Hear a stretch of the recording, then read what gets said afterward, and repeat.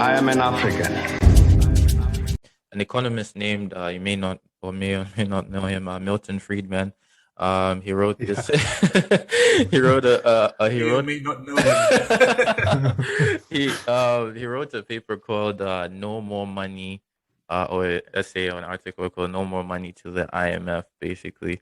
And in that paper, he basically stated that the IMF doesn't necessarily help developing countries and other countries, but only helps them postpone the inevitable, or basically the time to pay back.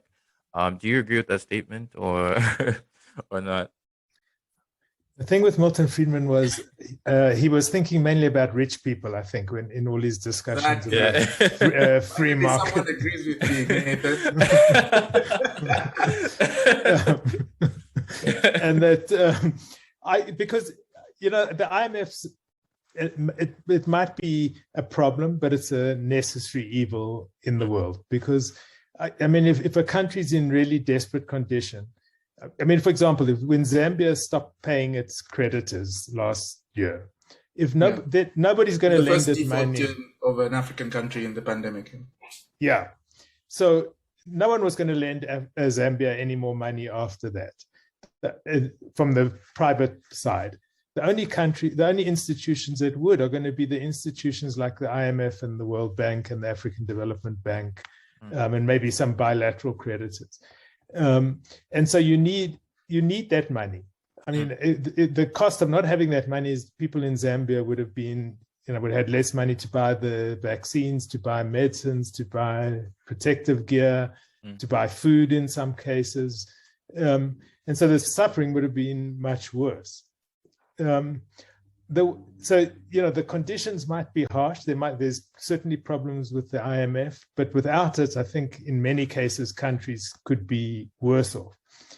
And one of the things to always keep in mind with the IMF is the amount of money it can give to Zambia is dependent on how much money the membership agreed to give it to do the business that they wanted to do. And if it had infinite resources, it could give Zambia an infinite amount of money to deal with the problem. And then it would have to attach less conditions. I mean, we know from personal experience that no lender gives you significant amount of money without some conditions attached to it. Yeah.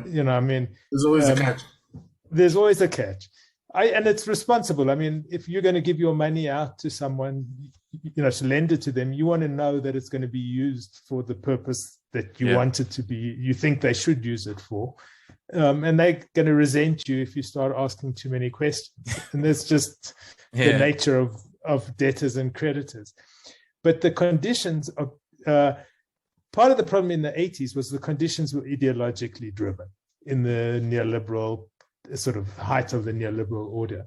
But some of the conditions are, if we're giving you a little bit of money, we need to make absolutely certain that it's going to particular purposes. If we can give you 5 times that amount of money, we can afford to be more lenient and to allow you to use it in a more flexible way. And so that part of the problem with the IMF is how stingy other countries are in wanting to give money to the IMF. If they wanted to say, instead of having $1 trillion of resources, you could have $10 trillion of resources, the game would be a very different game. I'm not saying they would, it wouldn't have conditions and there wouldn't be issues, but it would be a different set of issues. Hey guys, if you liked that video, don't forget to like, share, and subscribe. If you'd like to hear more of this, check out the full-length podcast on multiple platforms, including Spotify, SoundCloud, and Apple Podcasts. See you guys there.